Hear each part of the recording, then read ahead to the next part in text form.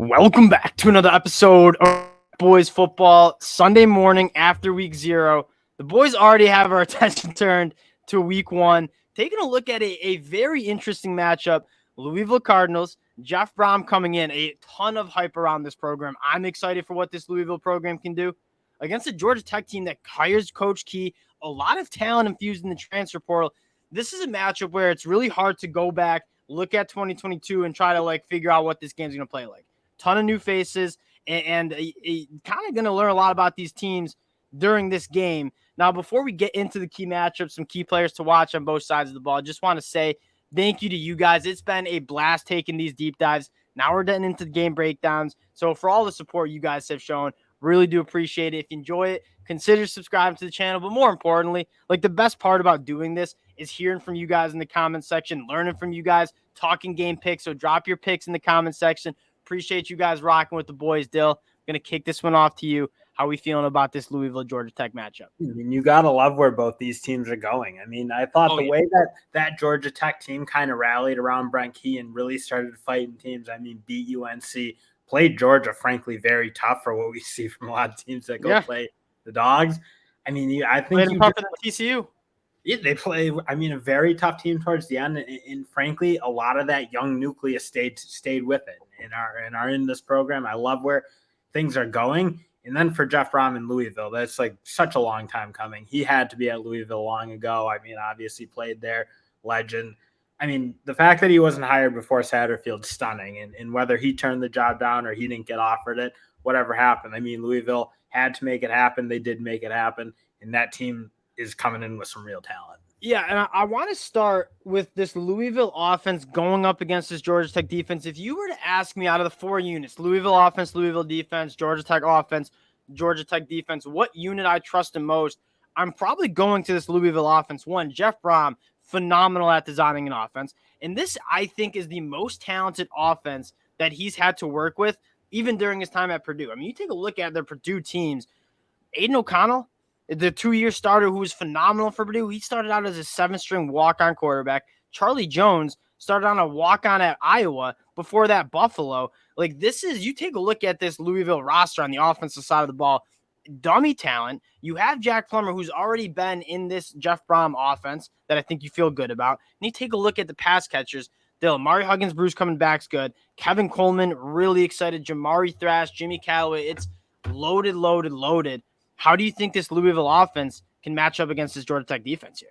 Well, and that's what I'm kind of interested in, because this Louisville offense, you think about what Jeff Borhm likes to do and you think about how it looked at Purdue. I mean, it was a timing-based offense. They didn't push the ball down the field a ton. But I am wondering, now that they have some real athletic big-time players or big-time talents, again, maybe you haven't seen it on the field yet, but we know Jimmy Callaway can fly. We know Kevin Coleman can fly. These guys have big ability. I do wonder if we're going to see a bit more of an open offense now that Jeff Borhm has it, because a lot of it, again, it was very timing-based offense, and that has to gel, frankly, and that probably is still going to look, and that's maybe a bit of a question. But with Jack Plummer coming in and knowing the scheme, I think it should look okay. But that's kind of what I'm looking for, is to see if Louisville does maybe open up a bit. That's my biggest concern for this Louisville offense. It's not the talent. This is the most talented offense I think Jeff Borhm has had to work with. It's the timing. I think the thing that we forgot about, Aiden O'Connell, mastered this offense. Charlie Jones knew how to get open. You haven't seen a chemistry between guys like Aiden O'Connell and Charlie Jones at Purdue in a while. So does the timing kind of come together week 1 for Louisville on the offense side of the ball? That's probably the question mark you have. It's not the talent, but getting Jack Plummer, 1, I think really helps because he's played in this system. Then 2, this is a really good offensive line. They brought in Eric Miller, who's a stalwart left tackle at Purdue. I think John Paul Flores is really good. Hudson at center is really good. Gonzalez, it's a very good offensive line. Though I'll let you cook on Georgia Tech's defense a little bit. You've been kind of carrying the water for this Georgia Tech group. How do you think Georgia Tech can kind of win some matchups against a really talented Louisville offense? I mean, this Georgia Tech defense, I don't think should be slept on. You look, they're returning the guys at all levels. The only place you see a lot of turnover is that linebacker spot, and I think that's good turnover. They got better. Yes. Great unit. I mean, to bring in Oliver and White, both really played good football at their previous schools at the Power 5 level, I might add. So you know what you're getting with those two. And then, frankly, that defensive line, I mean, you're returning a ton of talent. I know they lost a couple guys like Akello Stone, but you got a lot of guys coming back who played really good. And you think Kyle Kennard, I mean, he's got that look to him as a real good pass rush. I mean, big, long, athletic, powerful guy. I thought Sylvan Yanduin played really good. And then, frankly, those guys in the middle, they're not huge, but they're good athletes. They're explosive, and I think they're effective pass rushers. So against a team that we kind of suspect, I think we'll be throwing the ball a fair amount. I think that matches up okay, along with the fact that the secondary is coming back pretty much intact. And that unit was 31st best in the country in terms of giving up yards. So that's a unit that played really young. I mean, you think guys like Clayton Powell-Lee and LaMiles Brooks both playing as first and second year guys, and Miles Sims coming back, obviously a very talented player. Like, I think this unit is going to be tough. I think it was tough towards the end of the year. And I only think it's going to get better because it was so young last year. You watch like that UNC game, you're like, this Georgia Tech team's coming along. And I think you saw better football towards the end of the year. And like you said, and we'll talk similar on the offensive side of the ball, this Georgia Tech team is not just returning a bunch of fifth-year, sixth-year guys who, like, you're not really sure if they're going to take that step. It's a young group last year that you're kind of confident maybe can take that step going into their second, third, or fourth year of playing college football. And that's going to be against a team that, again, like, as much talent as that Louisville team has, they're going to need to like figure it out quickly, because I do think this Georgia Tech team can put some pressure on teams, or they're going to be tough. Like, I don't think they're going to beat themselves terribly. I think Louisville's going to need to earn it. And when you're playing that from offense, you got to be very, very tight. And like, we'll see if Louisville is tight enough to, because I don't think this Georgia Tech's going to give it to them in the way I think some. That's what I think you're excited about for like both teams. Like, this is a game that if you win, like, it's a quality win. Like, this is not like a doormat Georgia Tech team. If Louisville comes out, wins this game, like, you're feeling good about this Louisville team and what they could do in 2023. Heading to Georgia Tech offense against the Louisville defense, that I think, like, if you're not a Louisville fan listening to this, you probably don't know that Louisville was like a top 5 defense in a lot of metrics. I believe they were number 1 in the country in sacks last year. This Louisville team turned it up, were extremely, like, just caused a lot of havoc for opposing offenses. Now they lose some guys.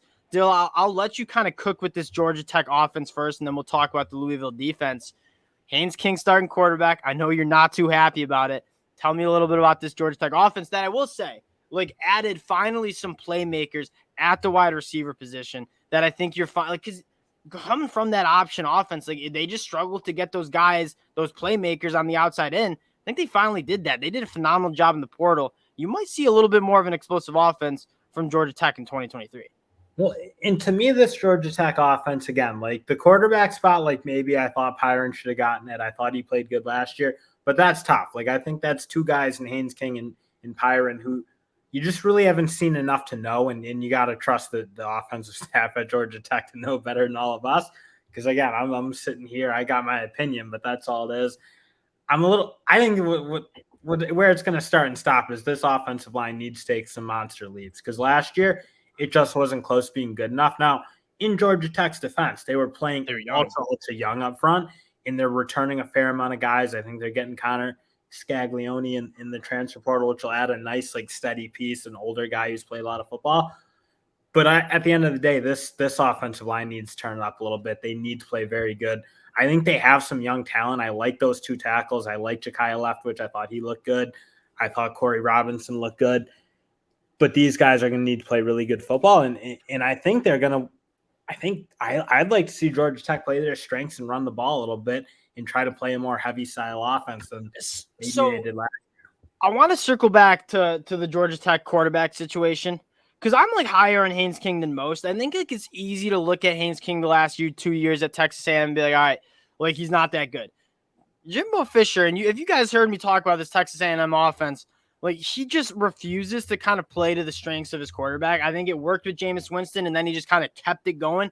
Haynes King, 1, battled injuries. 2, just battled Jimbo Fisher not really using his skill set. Haynes King's a guy you want to get out of the pocket. You want to get him moving because he is a phenomenal athlete. Clocked 22 plus miles per hour on the GPS.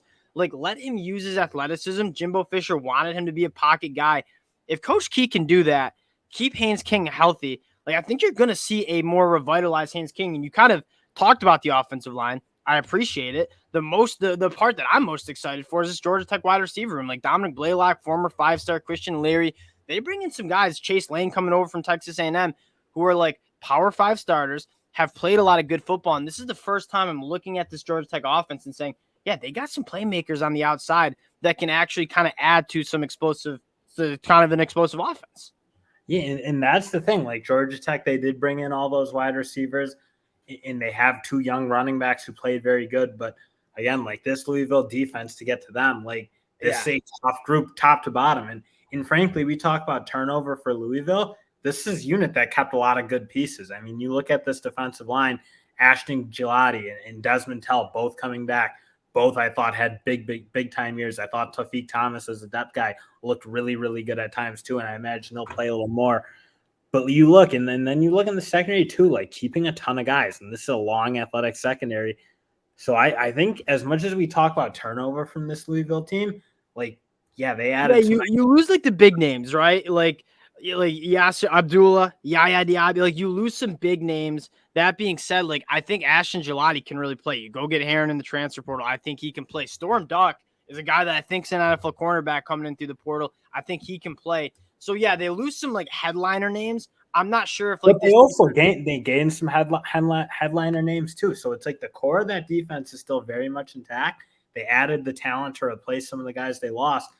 So this Louisville defense, I think, is in a very good spot. And again, that's going to be the question for me for Georgia Tech. I think they'll play Louisville somewhat tough on defense, but they got to score some points. And I think this unit's going to be very hard to score against. And that gets to it with Haynes King and that offensive line is those 2 players, they need to make some big jumps. I really want to see Haynes King have some success. I think Jimbo Fisher I think Haynes King's got some juice. I think Jimbo Fisher fumbled it a little bit there.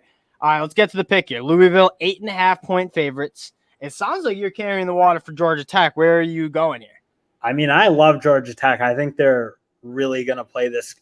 I don't know. I think Georgia Tech's going to keep this game within whatever it is, 8.5 points. I just think they showed a toughness to them last year that I don't think this Louisville team is going to run away with it again. Like Louisville probably does have, or not probably, they certainly have the talent edge, but I think we're a little spoiled on these first-year teams. Like, oh, if we just turn this whole thing over, we'll be good like USC. Well, USC had Caleb Williams. Like that's not who Jack Plummer is. Did you just talk yourself into Georgia Tech the last 12 hours because you were leaning Louisville after they named him? This is I mean, like again, I'm giving a pick, but it's like this is not a game. How do you know who anyone's going to be? Louisville, like who knows what that offense is going to be? Yeah, they turn the whole thing over. I think the defense is going to be very good for Louisville, but if you can't score a lot of points, it's hard to cover 8.5 points. So at this game, if anyone tells you like they got a surefire pick, I think Louisville's not going to score a lot of points with Jeff Brown running that offense. I think that's I told you. I think it needs to come together, and I think this Georgia Tech team's very tough. I mean, to be give up that few yards when you're that bad of a team overall is very impressive out of this young secondary that's coming back. I think people disrespect this Georgia Tech team and think of them as what they were under Jeff Collins and what they were under Brent Key was very different. So I think that's fair. Like getting to my pick, if I had to pick this game, I'm taking Louisville at the points just because I think they're the more talented group. I have a little bit more confidence in some of those guys. That being said, I'm kind of with you. As much as it sounded like I'm carrying the water for Louisville, you have some question marks about how quickly this offense can come together. I think it's going to come together. Like this offense at the end of the year, I think is going to be really good. I'm just not sure if I want to lay 8.5 points with a team that has this many new faces against the Georgia Tech team that towards the end of the year was a scrappy team that can keep it close. So like, I think Louisville wins this game.